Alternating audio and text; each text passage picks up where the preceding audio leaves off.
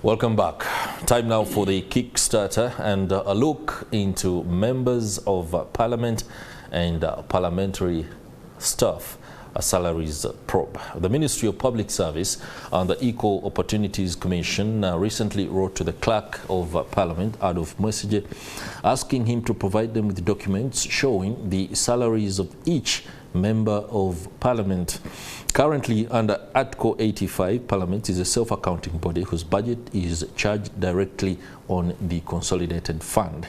Under the administration of the Parliament Act, Parliament has a commission that determines the budget for the House. The Parliamentary Commission is made up of the Speaker, the Leader of Government Business, the Minister responsible for Finance, and 3 MPs elected by Parliament, none of whom shall be a minister.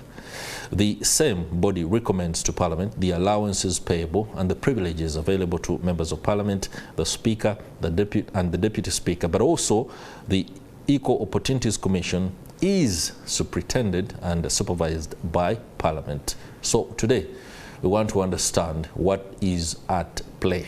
Must anybody ask Parliament to provide details on exactly how emoluments are determined and what exactly every member of Parliament earns? For perspective and insight on this, I have with me in the studio Dr. Bainomugisha, the Executive Director at ACODE.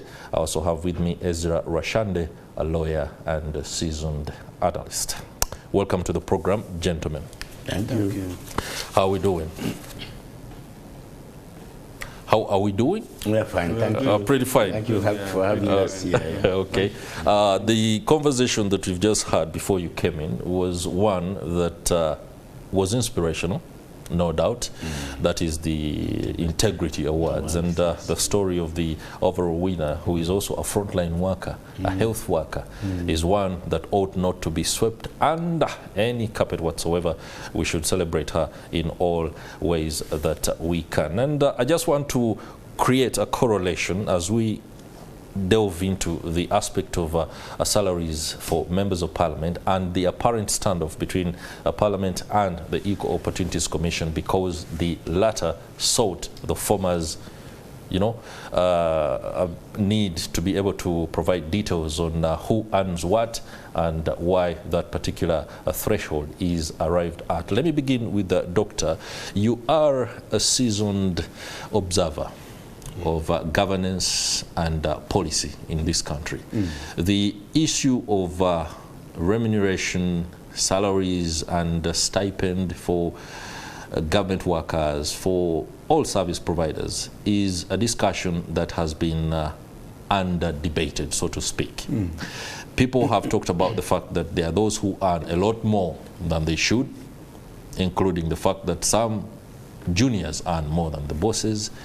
For members of Parliament, the equation changes a little. They are able to determine this on their own. They're not like the average Chris Higenyo on Morning at 10 TV who has to wait for somebody else to determine how much I will earn. These guys sit and say, I think I need an increment in the next financial year. That's a lot of power, by the way, but it is embedded well within the law, and you cannot actually go after anybody who has been given the mandate by the law. Take us through how you see this and what this particular standoff means for us right now. No, thank you very much for the question. I think the starting point for me is that democracy is a construct, it's a human construct, to give ourselves the best form of governance that actually would create conditions for socio-economic transformation. That's right. Protection of human rights and fundamental freedoms. And so democracy is an experiment. It continues to be perfected. Yes, Parliament was given the responsibility or the power to determine its remuneration. But afterwards, of course, you continue to try to assess how those powers, how those privileges, how those rights are used, and then, of course, improve. Recently, lately, government has actually is going through the rationalization of agencies, and the decision to rationalize agencies came from the fact that actually public administration expenditure was too high, and of course countries that you see economies around the world are suffering. They have been battered by many and the undertaking issues. Austerity measures. Yes, you know, so we have to take austerity measures, the impact of COVID-19, of course the war in Ukraine, all these affecting economies, and we have to respond. And so that's why government has been rationalizing these agencies. Now, but also democracy is built around the principle of separation of powers. So the executive and parliament and the judiciary, they enjoy that principle, exercise the principle, and the principle is intended, of course, to create checks and balances. Checks and balances mechanism. Because if there are no checks and balances, if you overrode power and authority in one center, the power will be abused. That is right. Power will be abused, and that's why democracy tries as much as possible to decongest power and distribute it across different units of the state, so that actually power is not congested in one center where it can corrupt, because it is very corruptive. The power corrupts, and absolute power corrupts absolutely. So I understand the whole where the parliament, the speaker is standing. The parliamentary commission is established by the constitution at Article 87A, establishes it. But you see, the parliamentary commission gives all that power, the speaker, deputy speaker, the head of government business, and others. They cannot check parliament. You cannot check yourself. You can't check yourself. Even the Pope, who is supposed to be pious, very holy, needs people to actually check him. If you leave that power in the hands of the Pope, power will be abused. So I essentially, but also the recent experience where actually the president, you know, the last budget, it had to be recalled. That is right. And revisited actually to move money to the executive that parliament had actually appropriated. It was legal. Actually, they call it now, it's like rule by law, not rule of law. Illegally, they had appropriated, but it was not just, it wasn't moral, fair. It was an affair. And actually that took place. And the information, allegations show that actually parliament now is in the habit of putting money, allocating itself money, and then they legally actually access it. So parliament must be brought under scrutiny like any other institution of government. That's right. And I want to, with all due respect to the speaker, to the deputy speaker, and the whole management of the parliament, if we have decided as a country in 2001 to return this country to multi-party democracy, democracy is built on the principle of accountability, transparency, and accountability. That is right. So we must subject every institution. So parliament cannot, and actually any attempt to give parliament that power, then actually we are on the way of losing our own democracy. So I saw that even the Attorney General, I think, supported the speaker, but I think legally, it may be right, and my the land friend here will tell us, but morally it's wrong. It is and wrong, in terms of building democracy and durable democracy and building forward, it is actually wrong. So we need to the parliament needs to respond. Respond in a positive manner. In a positive manner, because in any case, that's actually taxpayers' money. We would want to know in this time, how are you spending taxpayers' money, which is scarce. We're still lacking with medicine in hospitals, with the roads you can see, the roads in Kampala and across the country. So you must manage the taxpayers' money very prudently. So I think they should now humble themselves. Parliament should humble themselves. There's nothing to hide. If the monies are too big, they can also be rationalized because they are part and parcel of this Ugandan society. Council Rwashande, I know you entirely agree, and the submissions of Dr. Bainomugisha are very, very valid. But one thing I can say is that this collusion course between the executive, because the Equal Opportunities Commission is by extension an arm of the executive, has been long coming. And maybe right now it's Parliament and EOC. Very shortly, we could see the judiciary also finding itself in the line of fire, but that's a discussion for another point. Right now, what do you make of this particular standoff, and is there any way or positive response that might come out of Parliament? Okay, thank you very much. Good morning, everyone, and the viewers. First and foremost, the first question I would ask is, does the question by the Equal Opportunity Commission serve any legitimate purpose to the Ugandans? The answer is yes, to me. It does. When you are accustomed to privilege, equality feels like oppression. Repeat that.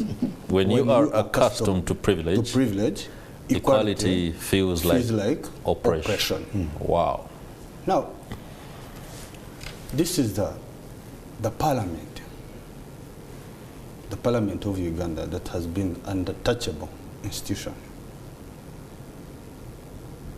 Now, this is the commission that has come relying on the doctrine of checks and balances.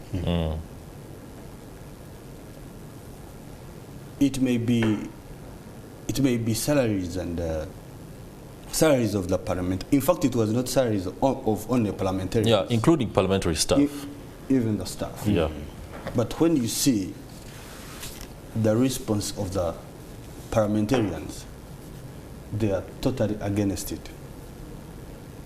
One, the parliament has the mandate to make laws on any matter for the peace, order, and development, good governance of this country. That is Article 79. When you come to Article 32, Clause 2 of the Parliament, so of the Constitution of Uganda, it also gives power, the Parliament, to come up with a commission which is Equal Opportunities Commission. The Equal Opportunities Commission is a statutory body under the Act of Parliament. It has its functions stipulated under Section 14 of the Equal Opportunities Act. I would like to read this function very, very quickly. Yeah, verbatim. Section 14 stipulates the functions of the Equal Opportunities. That is, the functions of the commission are to monitor, evaluate. To monitor and evaluate. Those are two words. And ensure that policies, laws, plans and programs, two words also, activities, practices, traditions, cultures, usages, and customs of organs of state at all levels. Organs of state at all levels. What are the organs of the state? We have 3 organs of the state. That is executive, legislature, and then judiciary. We have statutory bodies and agencies.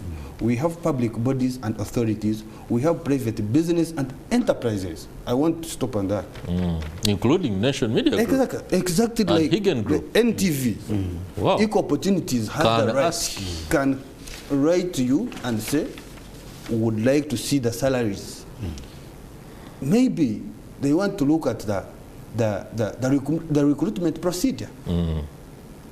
If I'm coming from Ntungam, and someone is coming from Acholi, does the NTV follow the equal opportunities?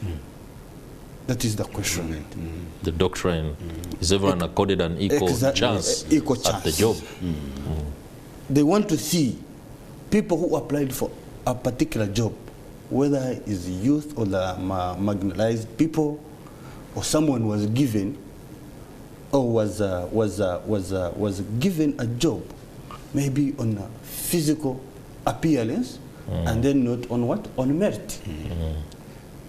So, I think the parliament should take it in good faith. And I would like to make it clear. In doing so, it can also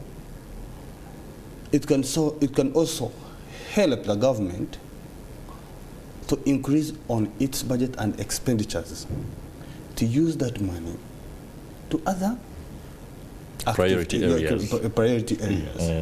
So to me, I call upon the Speaker to embrace the doctrine of separation of power. The doctrine of separation of power, it comes hand in hand with the doctrine of checks and balances. This is the arm of the executive that is given that power to get information from even private. You're doing your own business, but they still have to check you. Then what about you, the parliament? Who uses the taxpayers' money? You don't want to be checked? Definitely. Okay. What I do gather is that there is consensus on the fact that this particular inquiry or probe by the Equal Opportunities Commission is not only timely but also justified, because the mandate is clear. Now, the question that is before us is, it's a standoff, no doubt, and over the past 2 or 3 years we've seen a litany of documents that attempt to paint or reveal exactly how monies are disbursed within Parliament. There was one at the height of an exhibition online that was on Twitter before it became X, where we saw staff members who work under the office of the Speaker receiving as much as 500 million Uganda shillings, apparently to disburse to activities coded as corporate social responsibility. During the tenure of her predecessors, the CSR imperative was not visible, or at least amplified. I do not remember seeing or reading about the fact that 100 million Uganda shillings had gone into a corporate social responsibility program by the Speaker then, Kadaga, or even the late Olanya, may he so rest in eternal peace.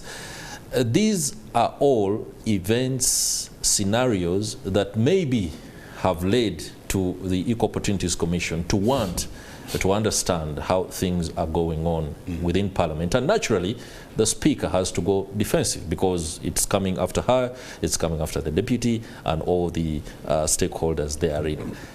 I want us to be very candid about what's going to happen next. The Right Honourable Anita Among, is she going to budge?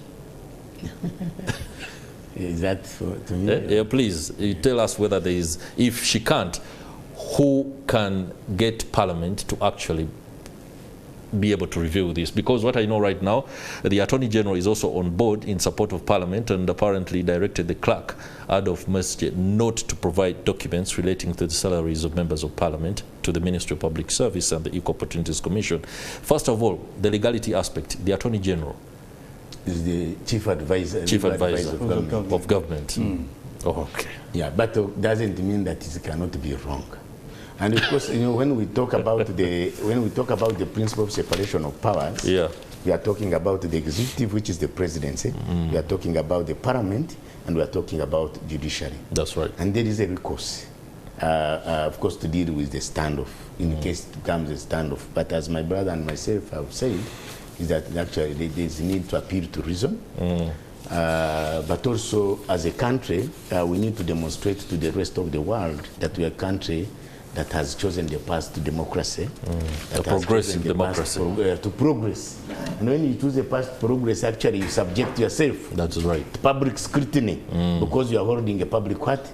office, you're also spending taxpayers' money. It also begins a new culture. And for the leaders, honestly, they need to appreciate and be thankful to the citizens of Uganda that you're holding that public office interest.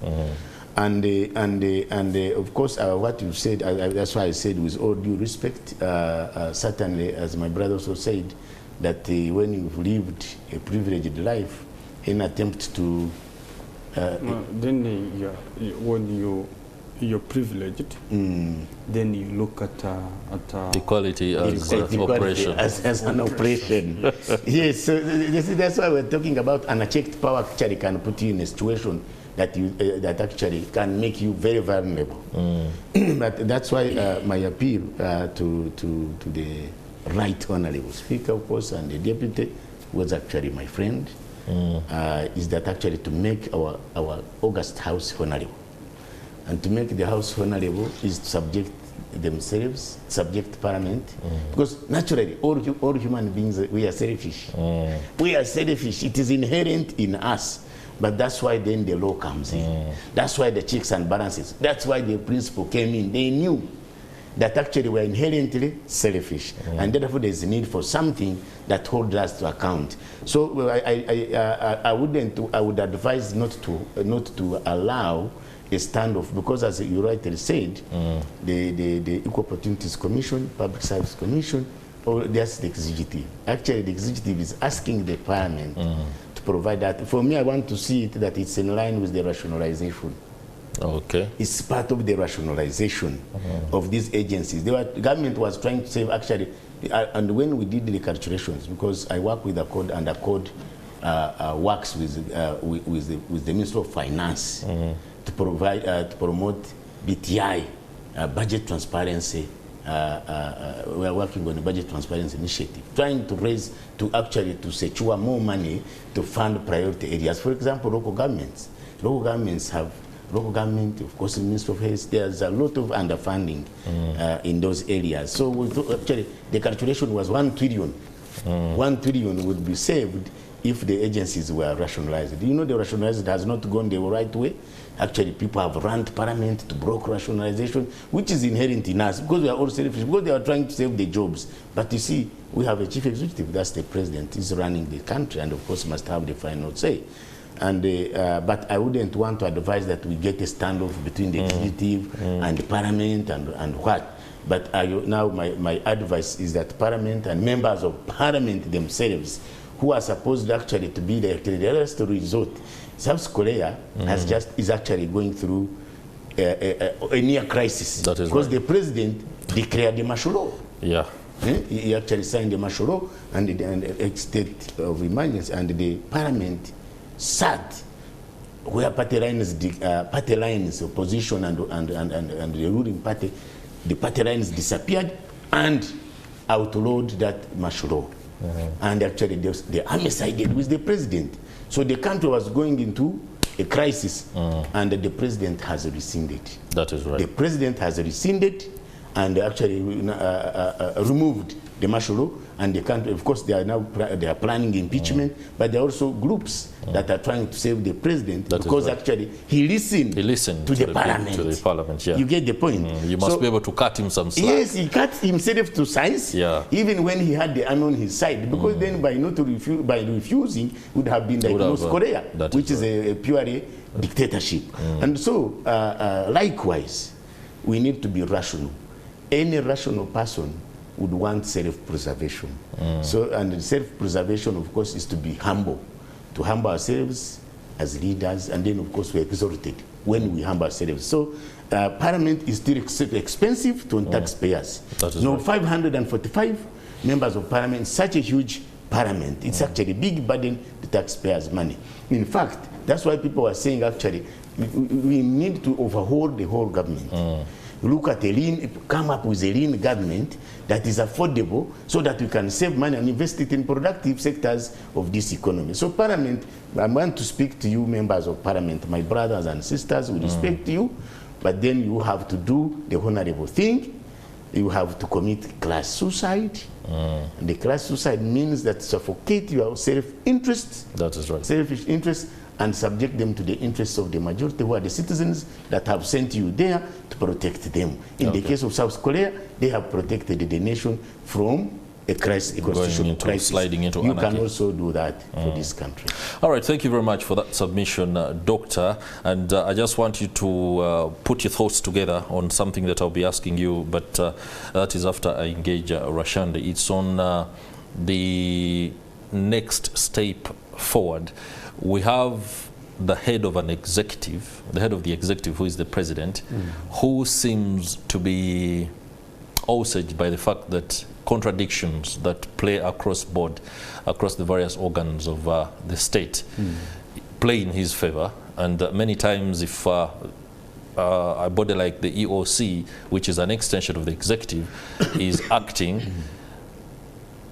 contrary to the patterns that the chief executive has shown in the past. We do not know where this is going to end, but that is something that we can try to get our minds around. But let me ask Councillor Rwashande, an MP is earning 35 million Uganda shillings, by the way, and this is for context. Because somebody might be wondering out there, we are discussing this, but how much is how much money are these guys making off with? Me, I say making off because at the end of the day, it's not taxed. 35 million Uganda shillings, and this is the equivalent of 8,427 euros, according to the Association of Accredited Public Policy Advocates of the European Union. This is higher than what an MP is paid in most European countries, including our major funders, the UK, Germany, Norway, Sweden, and the Netherlands. Interestingly, more than 20% of the country's budget is funded by these countries that pay less, or especially when it comes to the context of standard of living. I do not know the salaries of most of the members of staff who help MPs do their work. It's important that we find that information and also look into it, or else I could be here and a press secretary to an MP or a speaker is earning as much as 15 million Uganda shillings. It's very possible. That will be an interesting development. But in light of 35 million Uganda shillings as the total amount of money an MP gets at the end of the month, when you look at the average teacher who is earning 500,000, that is a NATS teacher, so to speak, in Butaleja, and the MP who is making off with 35 million Uganda shillings. And that excludes the allowances. That is a total disconnect. I'm not saying teachers should be given 35 million Uganda shillings. We can't afford that. The debate is to reduce for members of parliament. When you look at the roles that members of parliament play, both within the precincts and the operational sphere of parliament and across board for the country, some claim 35 million is very little money. Is it? No. Thank you very much, Chris. There are some who rightly claim they are working, and what they are working for is really very, very little money, and they can give you their explanations for that. First and foremost, I wouldn't want only to look at Uganda. I want us to look at Africa. In Africa, and even maybe other continents, but purposely I want to concentrate on in Africa, where you find politics have been monetized. Accountability is a bit of a problem. It's always going to be a problem. And being a problem, it is the most disaster any country can have, where you find politicians earn more than the technocrats. This is someone who just stopped at senior 6, and the other one is someone who has studied 5 years in school. 6 years. Even they are the one that do the donkey work. Even when the member of parliament is going to bring the bill, it is the lawyer who drafts it, tells him, guides him how to present it on the table of parliament. When he gets sick, it is the doctors that run after him to save his life.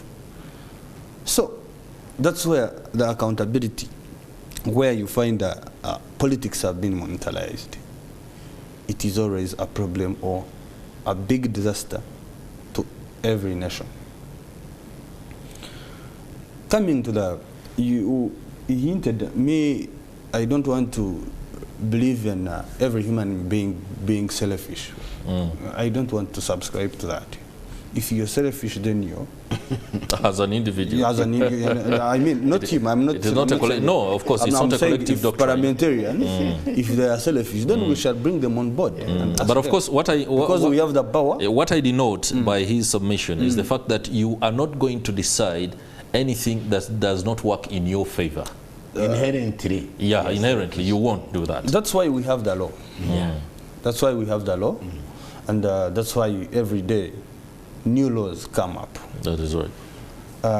So, in that, I have seen where we talked about the separation of power, and I've seen the senior counsel Chiriowa, the Attorney General, who is the chief advisor of the government, also aligning with the speaker.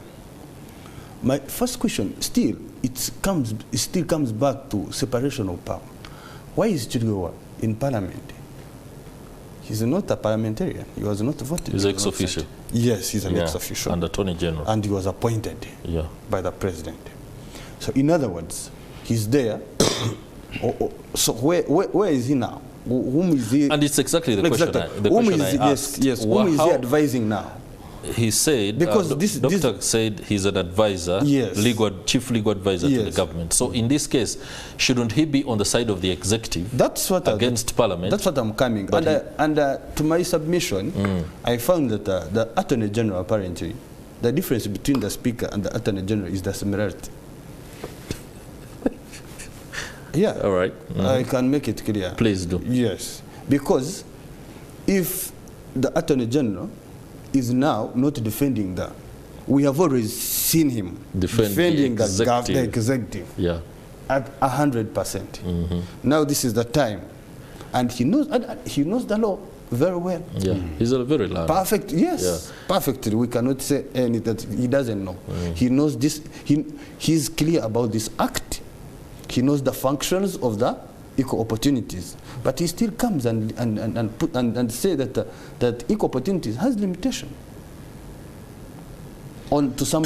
Even there is a right to access to information. All right. You know that. Any person or individual has a right to access any information, so long as it is a public information. Public information. And this is a public information. Yeah, Councillor Rwashande, I'm going to have to go for a break, and when we return, you will complete that submission, but I would also love Dr. Bainomugisha to take us through what is a very complex idea. I'll be asking that question again when we return. Do stay with us. Time now for a short break. Spare me. Never miss a moment, never miss a story. Stay informed anywhere, anytime with the revamped Nation e-paper. Now you can enjoy access with a superior user experience, improved layout for better navigation, ease of reading, and a more responsive interface on your device of choice. Remember, you can also access archive copies and catch up on news that you may have missed out on. Visit epaper.nation.africa to subscribe today and enjoy convenience at its best. For more information, email customercareug@ug.nationmedia.com or call us on 0312 301 230. Daily Monitor. Truth every day. Hey, show me how you bathe, everybody. Showing me how we bathe. Hey, you African child. Do you know what you are? You're beautiful, you're smart, you're funny, you're kind, you're unique. In the world of kids, there's a lot to explore. From the most educative and intriguing things to the most funny and exciting things in your school or your neighborhood. On Planet K, we discover your talent and potential as a child. What do you want to be when you grow up? I want to be a doctor. I wanted to be a presenter. Who is your role model? Your happiest presenter, Kamara Patrick. And who is your favorite celebrity? I'm being inspired by Solange. She's wearing Solange.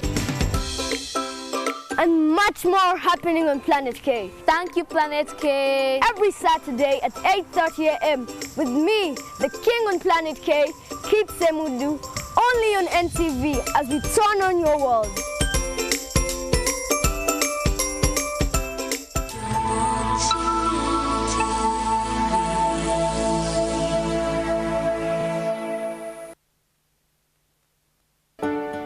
For the one you love.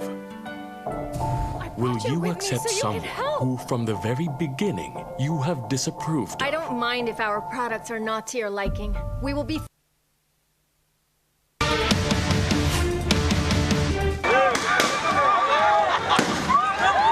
Ekyali ekitali mu busikwasikwa kizikirira n'asenga ku kiggwa yakumira lubaala omuliro.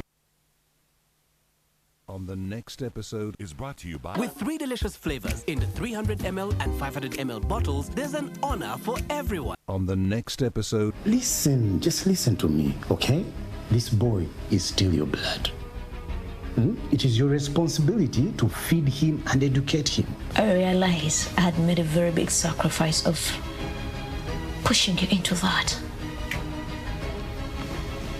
And it has really caused a lot of problems between us. I think Bosco also wasn't right in what he did.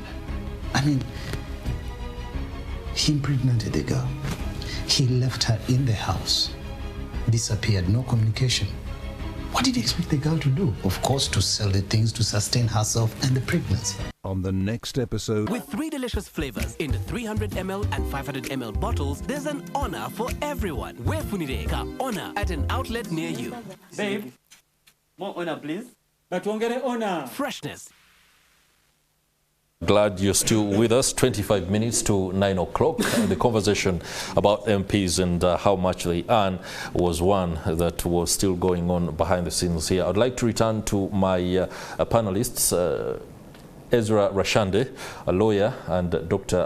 Bainomugisha, Executive Director at ACODE, who are helping us with insight and perspective into the standoff between the Equal Opportunities Commission and Parliament. And I would like to allow Ezra Rwashande very quickly to wrap this up, especially that you were giving us that submission. Complete your submission and maybe wrap this up for us in a minute. Maybe to complete my submission, I'll state that we shall not underlook the doctrine of checks and balances.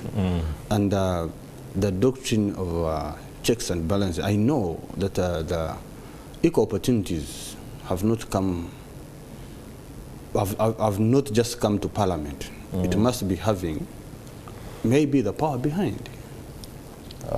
Yes, I cannot overrule that. And there is above. Yes, because if the yesterday I saw the staff of Equal Opportunity, they stormed the office of the Speaker of Parliament, and the Speaker of Parliament did not meet them.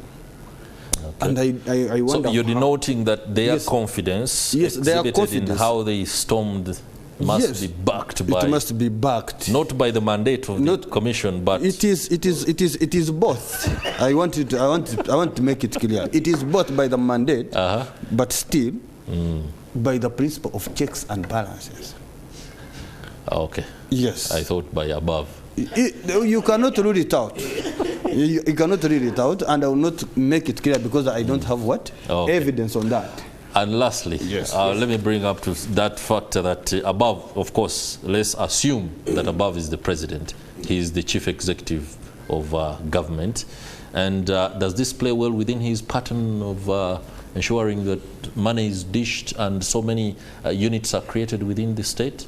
Yes, of course. I just want to back up to his of course, the responsibility of checks and balances from the side of the executive rests with the president, who is the fountain of honor. That is right. I would want to believe that actually the executive is exercising that constitutional right, that constitutional obligation. On his behalf. Yeah, on the checks and balances. But I wanted to comment, to emphasize to our members of parliament that actually closing up that space, stopping public scrutiny, you could be actually undermining yourselves. You perhaps could be underpaid, perhaps you could be the lowest in the region, but when you open up, then the public will know that Uganda's parliament, actually comparatively, you are not very well compared to other parliaments. But unless you open up and people know that you are doing so much and you are paid less, this actually opening up would end up your remuneration and privileges being even improved and respect the integrity of parliament. Because right now,